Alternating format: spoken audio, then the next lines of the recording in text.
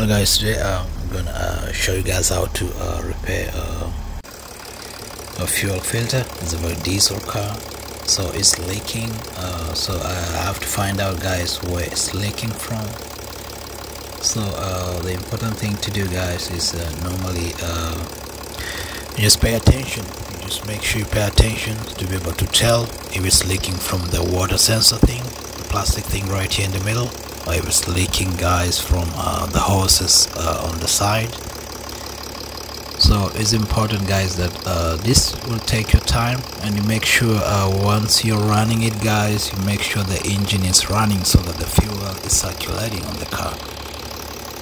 So the first thing which you have to look is on the sides of the like if you pay close attention to the sides of the filter, you will see some fluid which the diesel fluids all over the place.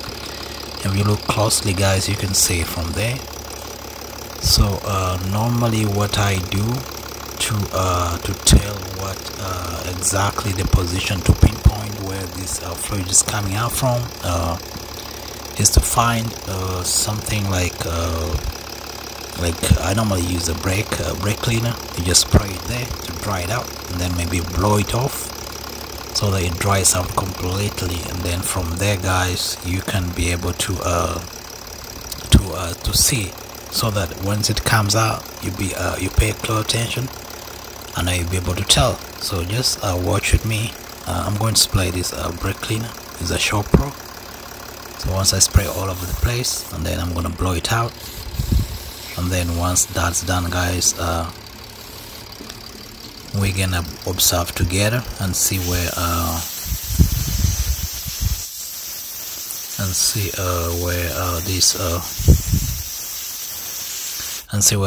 the diesel fluid is going to flow from. So let's pay close attention, and then we'll be able to tell if it's just leaking from the hoses or just leaking from the water sensor thing in the middle. So as I can see here, guys, if you pay close attention on the water sensor on the side right there, you can see the fluid just coming out, just bit by bit. It's just coming out slowly. And also, if you see on this side, just right here, you can see it's shaking with the shake of the engine. Yeah, you can see the gas right there, guys. So I'll give it a minute or two, and then I'll be able to tell if that's the only point where it's leaking from, or if there's an extra place where it's leaking from, like from the hoses. But already I got a culprit, so that tells me that well, one of the seals is broken inside the water sensor.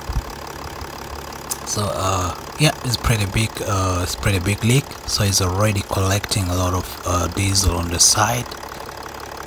So I think, guys, the best thing to do, maybe if you are not certain of where it's coming from, you can spray it once or twice and then you blow it completely. But since I've identified this spot, I think it's time to change it out. So I'll walk you guys through the process of how to take it out, how to replace the seal, and then how to put it back, and how to diagnose to see if it comes back again or it's gone for good. So guys, we have to remove this intake thing, and then we have to get this one remove it out. So we have to take out the connectors. So I have to shut down the engine for the car, and then you take on this side, and then you open this section.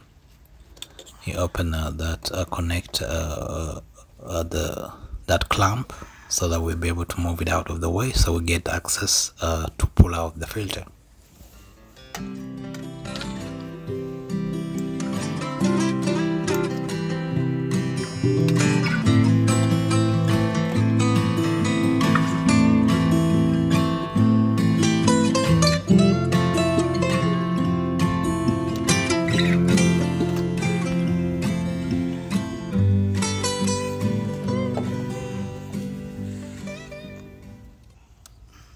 So guys, we're going to pull to remove this E12.